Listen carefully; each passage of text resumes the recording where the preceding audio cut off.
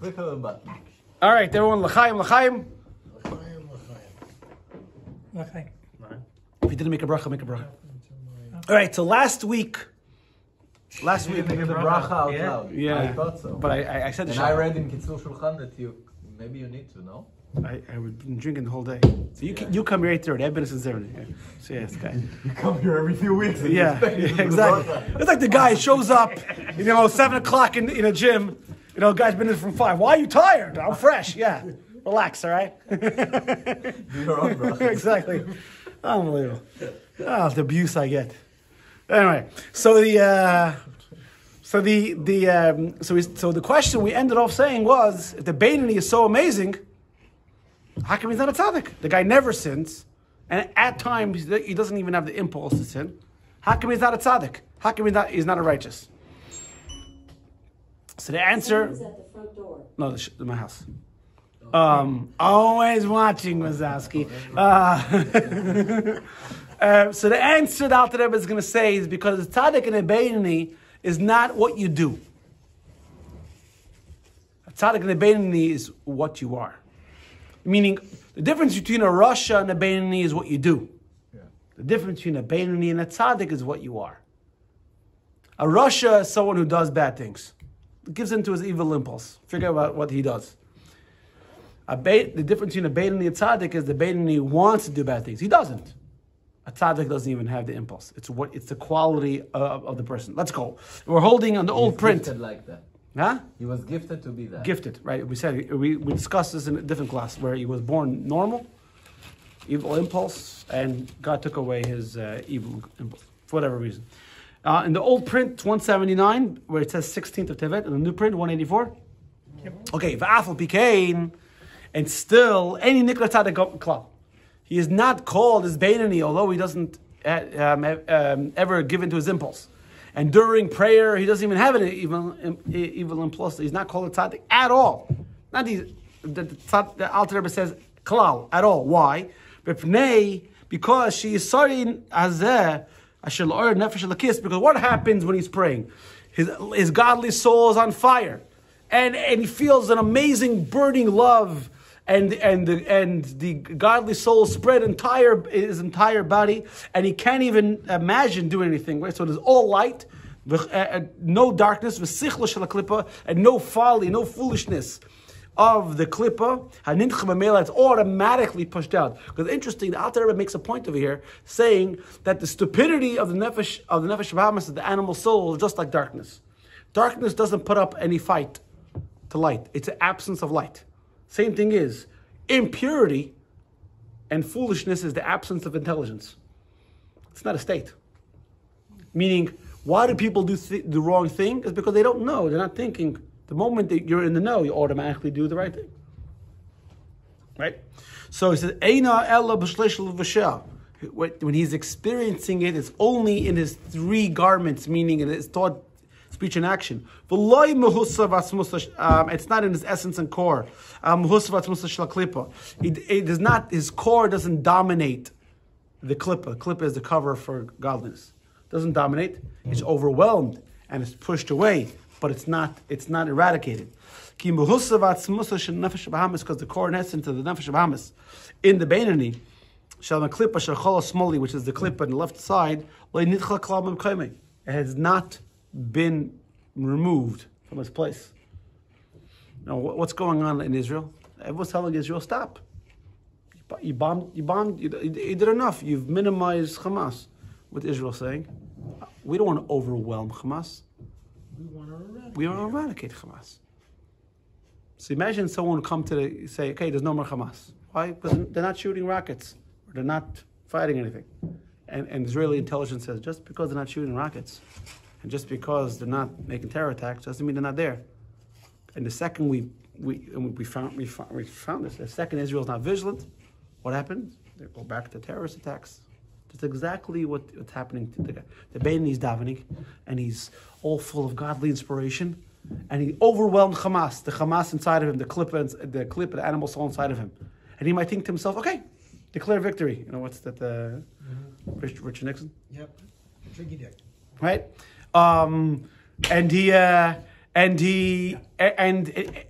he thinks, okay, I've eradicated. Don't confuse overwhelming with eradication. So the tzadik has done what Israel's trying to do. The Beinoni has done what the world thinks, right? You overwhelm them. Stop. No. Because what happens after tefillah? What happens after? Because what you know what tefillah is compared to? Davening is compared to? Davening is compared to war. You know? When you daven, it's called war. Makes sense. Why? Because you're fighting. It's a direct conflict between the godly soul, animal soul. Animal soul wants to do everything else but, and the godly soul wants to do that only. It's a conflict. That's why the times you're the most distracted, and the times you think of the most terrible, immoral things, and you're thinking, I can sit down and read a book, no problem. I could listen to a program, watch a TV program, no problem. I try to daven for 10 seconds. It's like, I remember when I did the LASIK. So the doctor says, you have to focus on a dot. It's a very weird feeling. They numb your eye, and then they draw on your eye. So you're looking up and you see a guy. It's a surreal experience. Anyways, the guy said, okay, stare at a dot. So one eye, no problem. I don't remember which eye he did first. And for whatever reason, the second eye, I could not concentrate on the dot. And as a matter, look at the dot. I'm trying. You're not trying. But I was wondering, the doctor was getting very nervous of me. I was thinking to myself, what's wrong with me? Just look at the dumb dot. I couldn't do it. That's what davening is. We're trying, okay, I'm going to daven, but it's a direct confrontation. So the moment, let's say you go to battle, and let's say you win. But just because you win the battle, you haven't won the war. So what happens after davening? Now the burning love of God he had is gone. Rather, what's left is the hidden love. Because remember, we spoke about this in the previous class, that there's a Jew what it is and a Jew what you do. So with Jew what you do, you can awaken this burning love for God. But even if you don't, that every Jew has a love for God. We're going to speak about that in later chapters. It embedded, it's a pilot. You might know. You know for sure know this. But now everything's electric. But in gas, the heater, there's a pilot under. Right? And that always has to be water heater. I remember sometimes my father had to go crawl under the water heater to light actually there was none of these when I was a kid. What was that? It was a long match that you had to get into. Yeah. So that hidden love is the pilot. And that pilot can never go out though. With the godly soul. So it goes back to that latent, dormant state.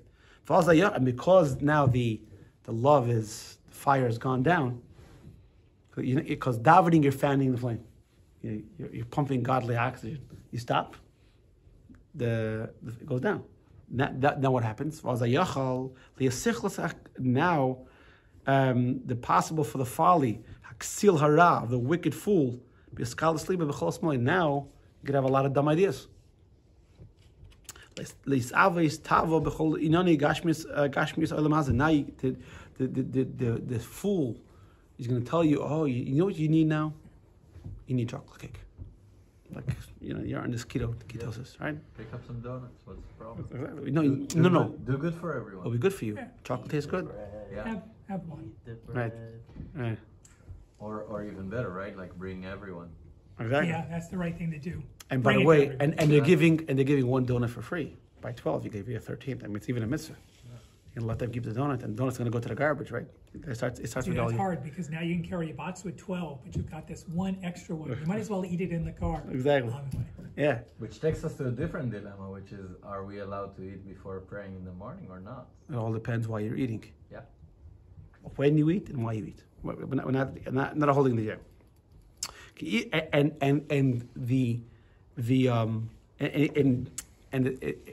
What the Alter Rebbe says in this line over here is something crazy.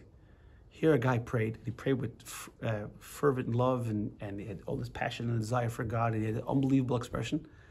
And because the Yitzhahara is vanquished, is just overwhelmed, it can come back with a vengeance. Not the Yitzhahara. The Yitzhahara even has the ability not just to say, have chocolate cake.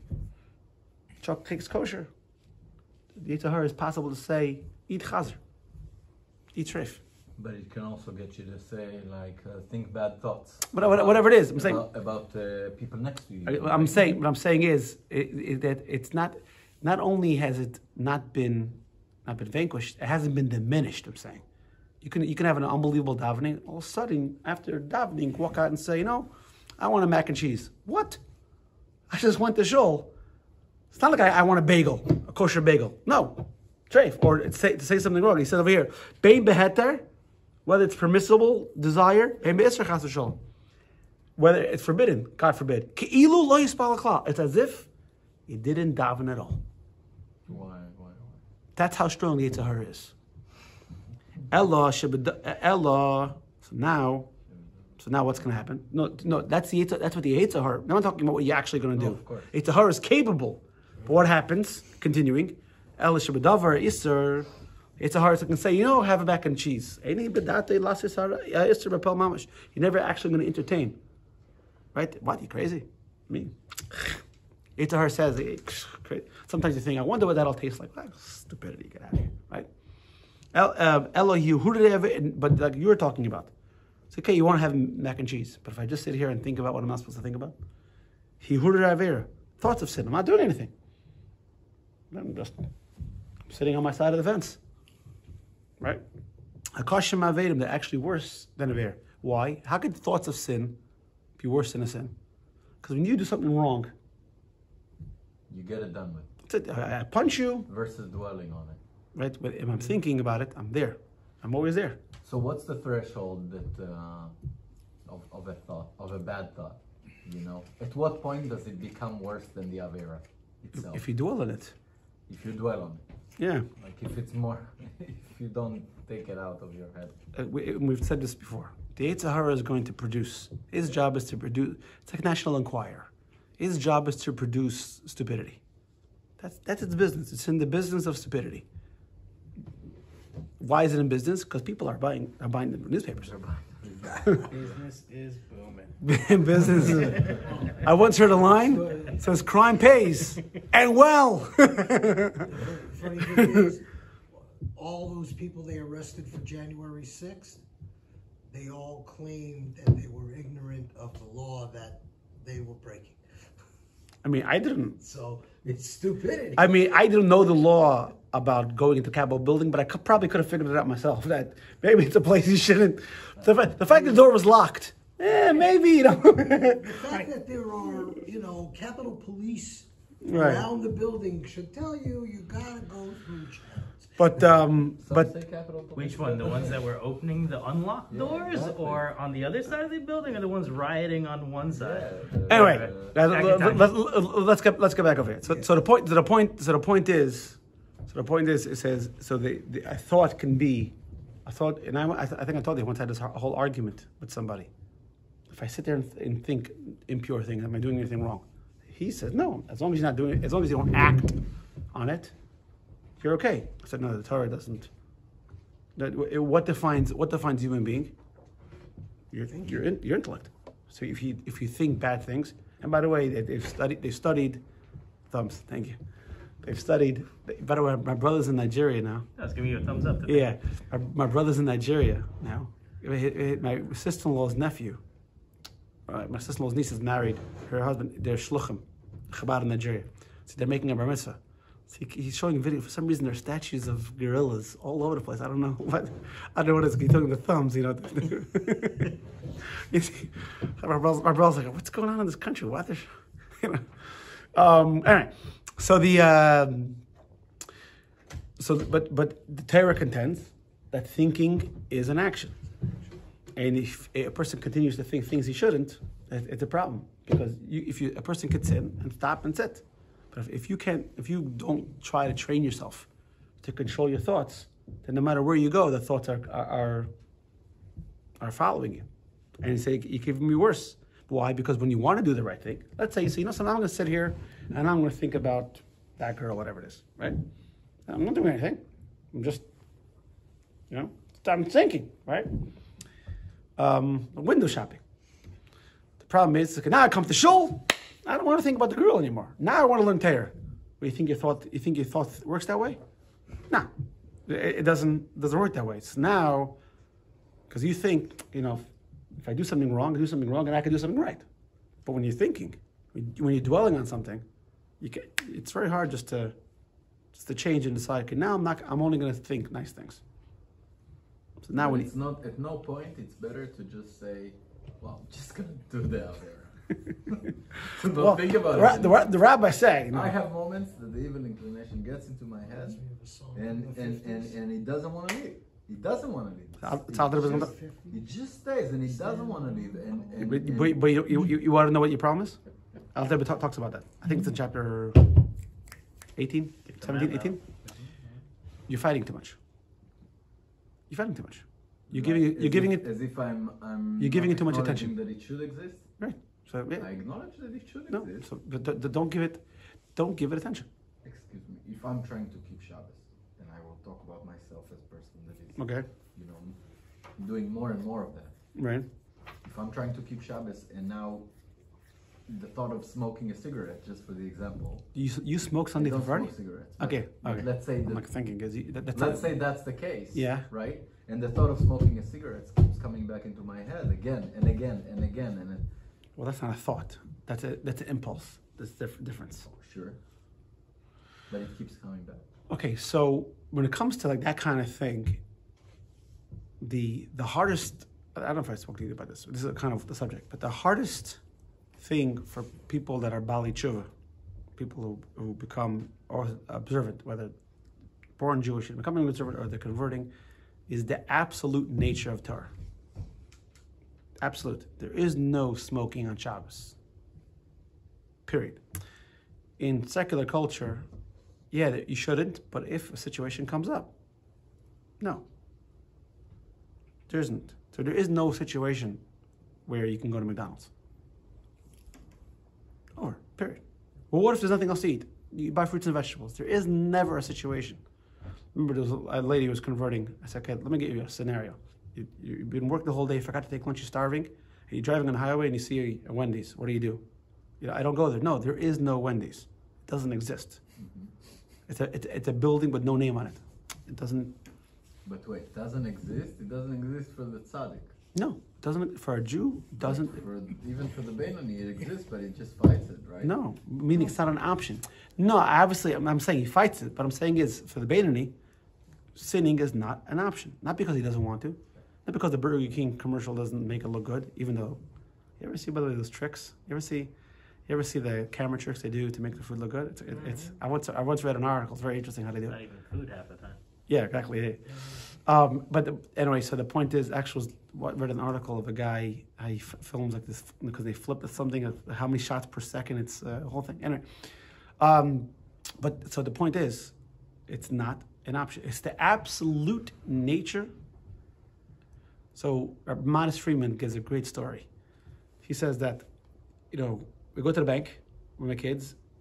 So in the old days, before there was, check like this with your phone, you had to go to the bank. And many times when there was kids in the car, they would give candy. That's right, lollipop. Lollipop. Yes, absolutely. I don't still do it. But they They don't even have a drive-through anymore. So they would. So when they would come, they said, and they said, no, candy's not kosher. Oh, but Dad, Tati Yiddish, right? Tati, we have a lollipop? No, it's not kosher. Fine. Every Shabbos, you want. There's a concept of making extra brachot, extra blessings on Shabbos. So you buy. Also, you want to make Shabbos into an important day. So you buy something, treats for Shabbos party, and no matter how many times you put them on the shelf, don't touch the candy. It's for Shabbos party.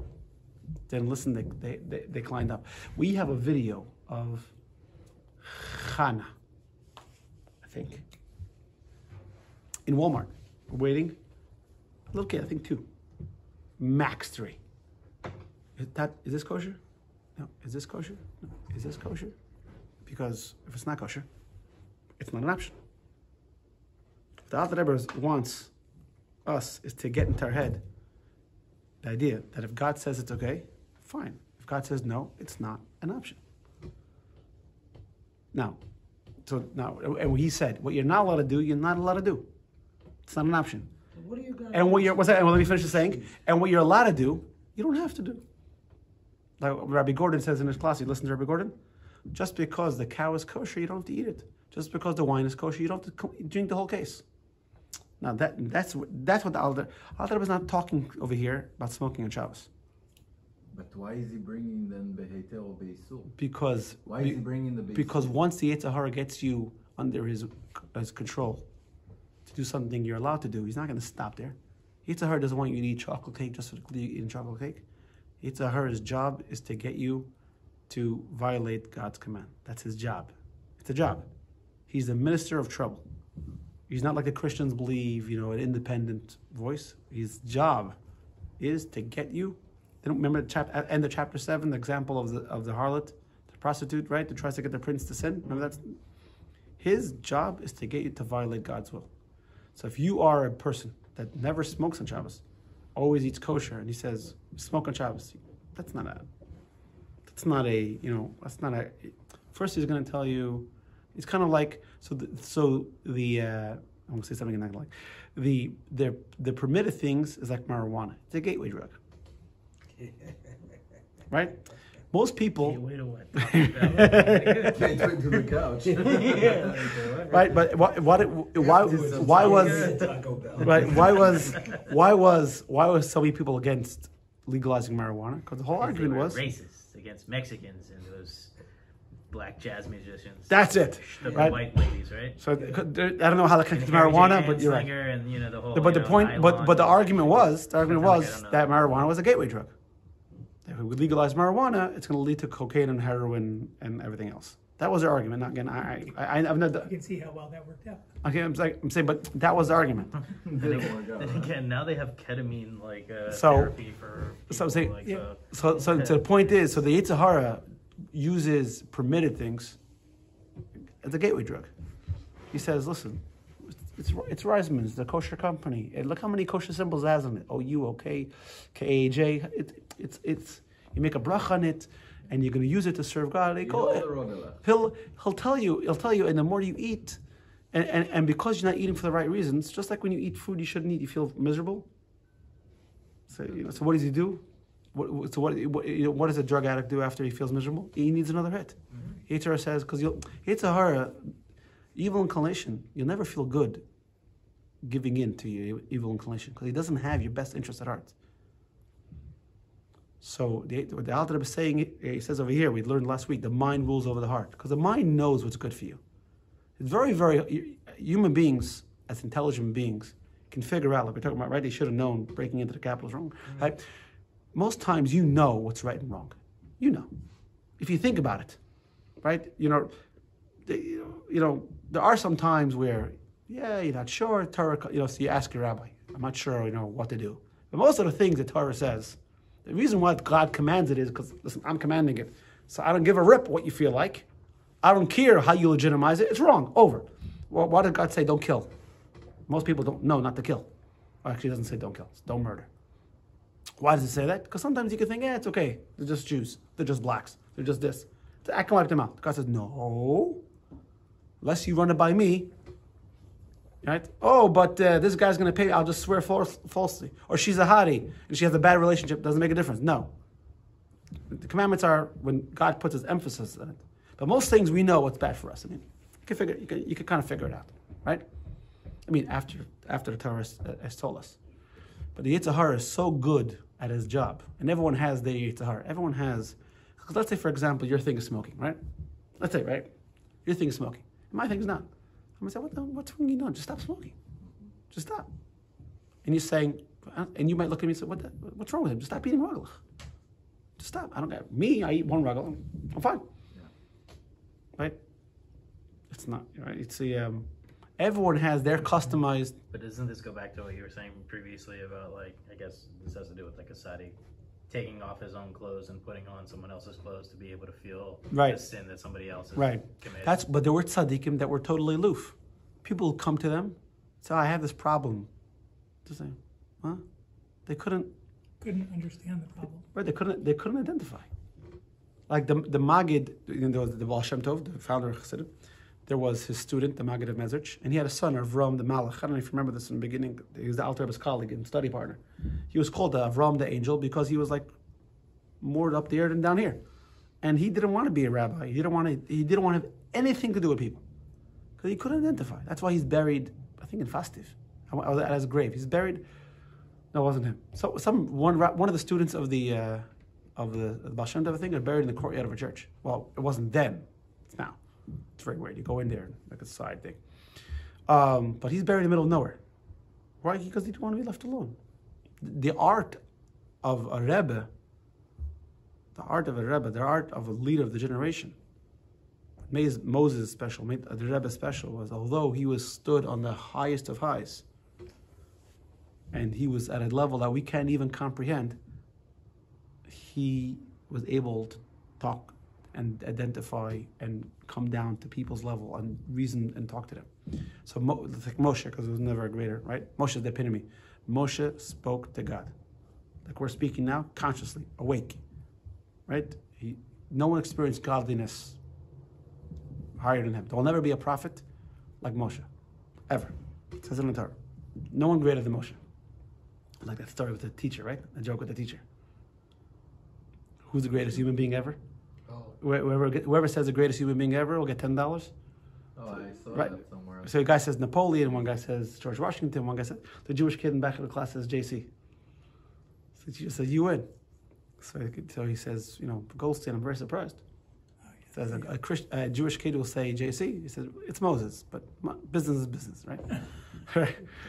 There was never a greater human being than Moses, by far. The most perfected human being, absolute control of himself, conduit for God. But he was able to talk to the greatest sinners, Dustin and Aviram, right? The greatest.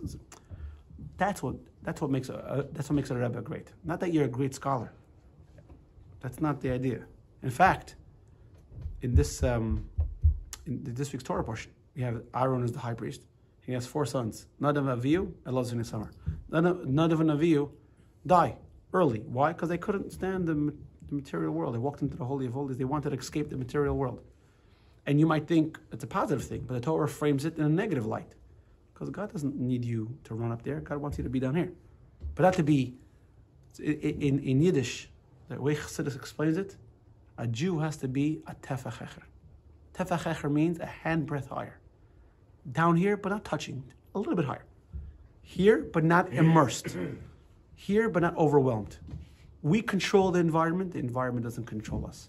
Meaning, if you can't say no to the regula, then there's a problem. And when you have the regula, you have to be able to acknowledge, I had a moment of weakness. Because if you say, no, really it was good for me, then you're sunken in. Then you got bigger problems. So it's not even that you have a regula. And Alter Rebbe is going to talk about this soon. It's coming to terms with why you did it. You have to, and for me, I always say, one of the greatest messages I always get from Tanya is you got to be honest with yourself. You got to be honest. You can fool everyone else. Like the Rebbe Rashab, I think he said it, or in his times, the Chassidim would say, what a person does under the how he behaves under the talis is no big deal. Anyone can come to the shul and sway with a talit and look holy, and you wonder, wow, that guy knows how to pray. How do you behave under your blanket? Right? That's the question. That's the anyway. We got a little off track. Actually, I thought we were going to finish. Me, the idiot. We're going to finish a chapter today. Stupid me. Actually, maybe let's only a couple of pages. Let's see if we can plow through it. The Chemaimer Razal and the rabbis say, the sages say in Talmud Bava Basra, Gimel Avesh Ein Adam Nitzal Mahem B'chol Yom. There are 3 sins that a person is not saved from any day. I mean, every normal person does this every day. Here, Aveda, Fi'iyun, and Tefillah.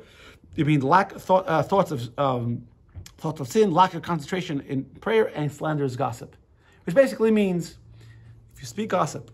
Wasn't there a study? How often do people think about sex during the day? Right? Constantly, right?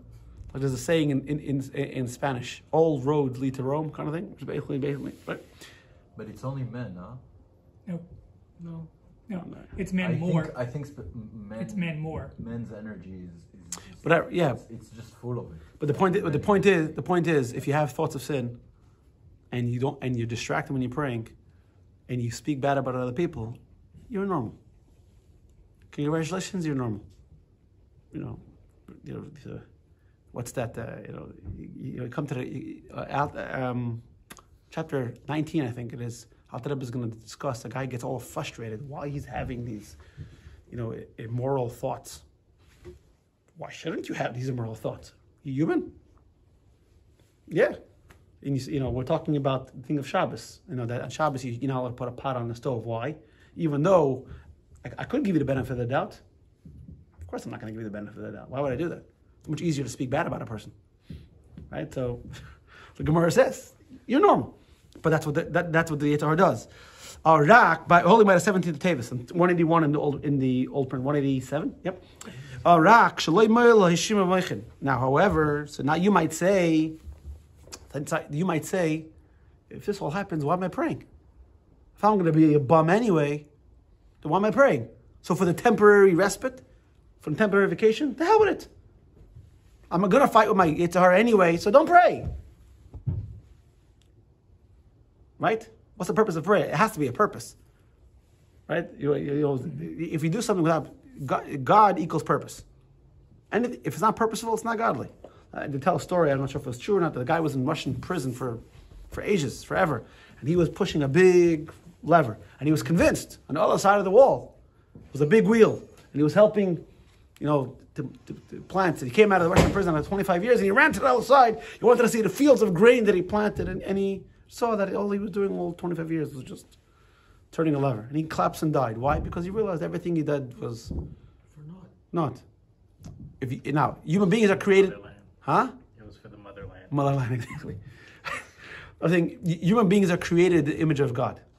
Human beings need purpose. That comes from God. Everything God does is for purpose. God tells us to pray. What's the purpose?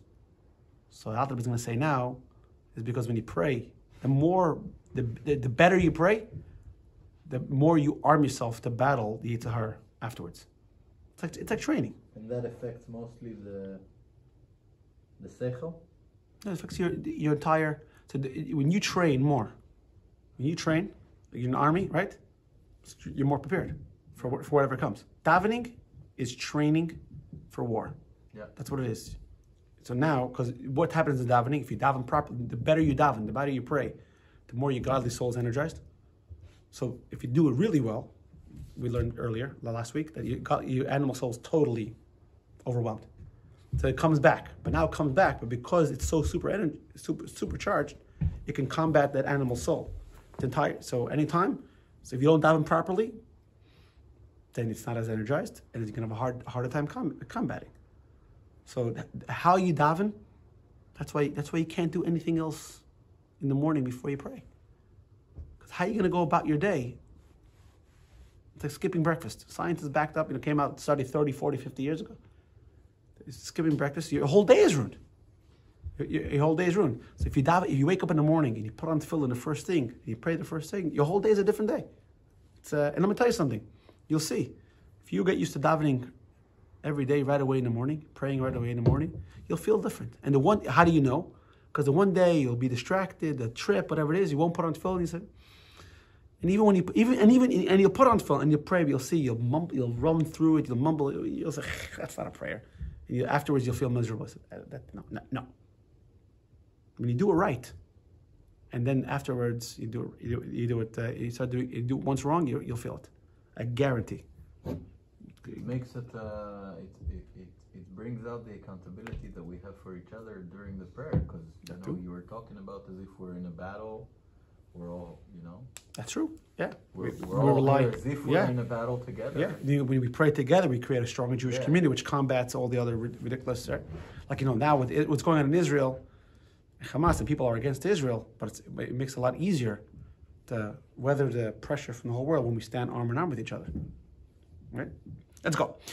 So the whole reason why we're praying, and the impression we retain in his mind for meditation during prayer on God's greatness. In his mind, Yiras Hashem, and the fear of God, Va'avosai, and the love of God. Remember, we said earlier in the class that every Jew has a hidden love. So now you've supercharged that hidden love. So now there's two types of love. There's natural love, and there's learned love. Or in the words of Kabbalah, there's sibling love and spousal love. The sibling love is static, right? It's there. The relationship is there. Anyone who has too much of a relationship, it's not normal. It's not, right? Sibling love is normal. Spousal love is up and down. Why? Because it's not natural. I mean, it's learned. You learn to love the person, and the person hurts you, and then back and forth. It's an up and down relationship. So a Jew and God have both. You have this natural love, but you can't choose your sister. You can't choose your brother. They're your brother and sister. Like him, love him, but too bad. Right? You can. There was a story in the 80s of a kid who divorced their parents. It was in the news. I think it was in New Jersey. I got news for you. It's gotten even worse since then. Right? No, I'm saying so. But why do they make the news? Because they're stupid. When do you divorce your parents? They're your parents. You cannot like them. You cannot talk to them. But they're still your parents, no matter what, right? So davening is spousal love. Davening, you're inspired. You're doing things. After davening, sibling love. But because the two loves are, one affects the other. So if you do the spousal love, you're energizing. It helps the static love be more dynamic. I don't know if that makes sense. What I just said. So that's what he says. It helps the hidden love to prevail and dominate over this love, this evil. That has a soul craving. That this evil should not have any supremacy in the city. Remember chapter 9, we said the person's like a city, and the animal soul and the godly soul are kings, and they want absolute control. The godly soul will not let it. In order to bring from impulse to action. Because remember, the animal soul's job, impulse, bam, bam, bam. It's pushing, it doesn't stop. It's like a kid's nagging. Won't stop. And the kid in a candy store, and you gotta be strong. Don't give in. Because when you give in once, that's it, they've broken you. Can't give in. Say no. Just say no. Thank you, Nancy. To find expression in the limbs of the body. We have 3 more pages. Let's knock off chapter 12. Did I ruin the video? Because I just touched the earpiece. Is it good? Even, not only in action, and not only in speech, even in the thought. To think bad. The animal soul does not have any supremacy or and dominion. And by the way, the word of it is britzoine, willingly. The animal soul is going to push the thought into your head. Wow, she's cute. The godly soul is going to be like, get the hell out of here. I'm not going to dwell on that. It's like the story with the rabbi, who's the student. This is a story I've told 1,000,000 times, and I'll tell it another 1,000,000 times. Where a woman was crossing the path of a student. She turned to the wall as to not to look at the student. The rabbi tells the student that the idea is to look at the woman and think about the wall, not to look at the wall and think about the woman. Right? The godly soul. You can't help the godly souls. The animal soul is going to put, obstacles in mental obstacles in your way. But the question is, do you dwell on it? That's pertsoin. The word over there is consciously. The last word of the translation, consciously. No one, you choose to dwell on it. That's not. Don't blame anyone else for that. The fact that the thoughts for the chocolate cake and the cute girl pops into your head, that's God's fault. Yeah, he created you with an animal soul, his fault, 100%. The fact that you're dwelling in it, that's your fault. To cause the mind to accept willingly, God forbid, this evil thought that arose from the heart to the brain. Ella, what happens? Goes to your question, you're saying earlier. Immediately upon the thoughts rising to his man, you push it with and you change the channel. You can't control. I can turn on the TV behind me right now, and I have no idea what's going to come through the channel. But I do have control to turn it on. Actually, the TV is always on. Your mind, the TV is always on. I can always change the channel. Right? You can always think about something else. You can't not think. The mistake people make, I'm trying not to think about it. You can't not think. Your mind is connected, we learned about it. The mind is connected to the soul. Just like your soul is always churning, your mind is always churning. Even when you're asleep, your mind is always churning. You can't not think. But you could think about something else. You can't. Now, that's why people don't commit to meditation. They think, I keep having thoughts. So by the way, this is not this book here, but the Rebbe Shab talks about meditation in a different book. Mm-hmm. It says people get frustrated because they don't understand it's an exercise. You first 10 seconds, 11 seconds, 12 seconds, it's a build-up. You can't just, because, training your thought. No. That's not, that's Indian. That's a mistake. Emptying your mind. Yeah. No. That's the problem is when you empty your mind, stupidity can come in also. No, the idea is your mind. Stupidity. The mind should be full, but the idea is to concentrate on something is hard because your brain can go in different in different directions. But when you're thinking, you can choose to think about something else. That's what he says over here. Miyad, immediately. So the Yetzer Hara is quick, and he's a very good con man. But the moment you recognize Yizkar Shura Hirura, you realize that no, this is not healthy. I shouldn't be thinking about this. You don't accept it willingly. So Alter Rebbe is going to talk about this. Don't get down on yourself that the thought pops into your head. And don't even get down on yourself. But sometimes the Yetzer Hara is so good, you don't even realize it's bad. But the moment you realize it's bad, now the ball's in your court. And he doesn't think about it for sure to do it. I feel like but even to speak about it. Because someone who thinks about willingly indulges in thoughts, Nikra is called rasha is called evil at that time. Remember, thought is an action. So a person who thinks bad things is a rasha. What does a rasha mean? Someone who violates God's. I think there are some mitzvahs that have to do with inside, loving God, fearing God, loving another Jew, God forbid not hating another Jew. That's inside. Feeling and thinking is an action. Beinoni, page 183. Beinoni, and the Beinoni any rasha is not an evil. I feel achas lo'ila. We discussed this in I think 2 classes ago. Is never a rasha. Meaning because he never sins. The way he is now, you can't imagine him. You can't imagine him. I'll tell you a private story. When I was in yeshiva once. Can't be that private. You're taking. I know. Maybe it's like 25. It's like 25 years later, so maybe I won't get in trouble. So I was in yeshiva.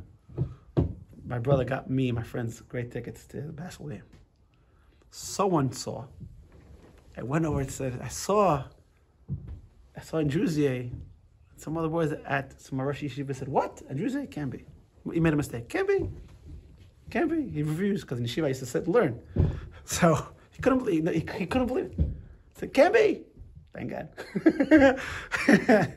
So, so do you remember anything about the game? No. So, but the point is, the Beinoni, you look at him and you say, sin. Can't be. It's impossible. Look at the guy. It can't be. That doesn't mean he doesn't have free choice. He could. But the way he's standing out, can't be. So too it matters not only between him and God. Because, by the way, this is another problem. Some people... All right. So, but some people forget. Yeah, no, sorry. Some people, they forget that half of religion, or most of religion, I should say, is between man and another person. In fact, there's a whole in the Book of Kings. God laments to one of the prophets. Says, "People are so afraid of me. Don't worry about everyone else. Don't worry. Me, I can take care of. Yeah. You know, people try to build a tower against God. What do? Don't worry. Don't worry about God. Because don't worry. I take care of myself. Right." So some people are very easy. We see this now, right? Some people are very good at mistreating other people in the name of God.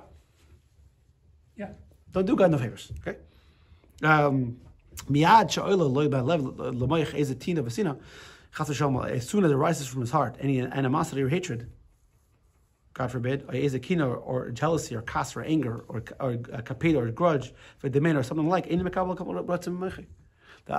Rebbe writes in Hayom Yom, day to day, he says the real art is that when something happens to you, God forbid, something bad, you say, okay, I probably deserved it. But something, God forbid, happens to another Jew, I can't. Is to not understand how the guy can deserve it. That's called love of another Jew. Where he's more precious than you. You said, listen, I'm a bum. I probably deserved it. But that guy... It's easy to say about someone else, oh, they deserve it. Yeah, me. Yeah, but the Rebbe says, no, it's got to be the other way. So someone once, I think the previous Rebbe asked his father, why is it that we have one mouth, one nose, 2 eyes? Everything, one, 2. So the Rebbe Rashab said, because the right eye you look on the other person, it's kindness. The left eye you look at yourself. Left in Kabbalah represents stringency and rigid. With yourself, you're rigid. With your friend, you're more lenient. We're finishing off. Just the opposite. On the contrary, the mind. This is the tenet of Tanya. This is the main idea. We're going to drive this home throughout the whole book. Hamoyech shalit, the mind will prevail, moishel and rule. Beruach shebeliva, the spirit of the heart. Lasis hefech mam, should do totally opposite. The heart wants, you want. Okay, you want.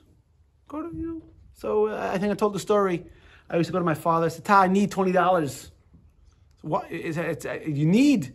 Yeah, I need. You really need it? Yeah. Your life depends on it? Okay, Ta. Okay. My life doesn't depend on it. Oh, so you want it? Yeah. Okay. Get the hell out of here. Right? That's what the mind says to the heart. You want? Okay. You like I say in Yiddish, you're allowed to want. Good. Go ahead. So you're going to have a feeling of anger or jealousy with your friend? No. It's what you can do is, there's one of the Averis, the 613 Averis is you're not allowed to bear a grudge.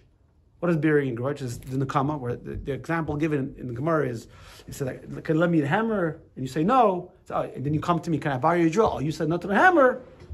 Now you can't have my drill. That's Nakama. A grudge is, say hammer, you say no. I make a drill, I say no, I'm not going to be like you. I'm going to give you the drill. You're not allowed to do that. You say, hey, but he's giving the drill. Yeah. No. The moment you have a feeling of animosity or hatred towards a fellow Jew, you say, no, what are you talking about? To a fellow Jew, you show kindness. And we probably do it with our spouses the most, actually. But they deserve it. Okay. I do this, but you don't do that. Exactly, right? It says, in relationships, in a healthy relationship, you don't keep cheshbon. Cheshbon means you don't keep an account. Healthy relationship, you don't keep an account. Account you keep with your business. Yeah. Relationship, you don't keep an account. The people, the moment, do the dishes. Exactly. Here. Finishing off, last page. And to display a disproportionate love, suffering from the furthest extreme. Not only don't hate him, but you're going to go out of your way to help this Jew. Not to get angry, not to even have revenge. Just opposite. You have Hillel. Hillel never was provoked to anger, and there was a whole bet between these two guys, and it's very late. Whole bet between these two guys whether they can provoke Hillel to anger, and the guy made a bet. He lost a lot of money because he was sure.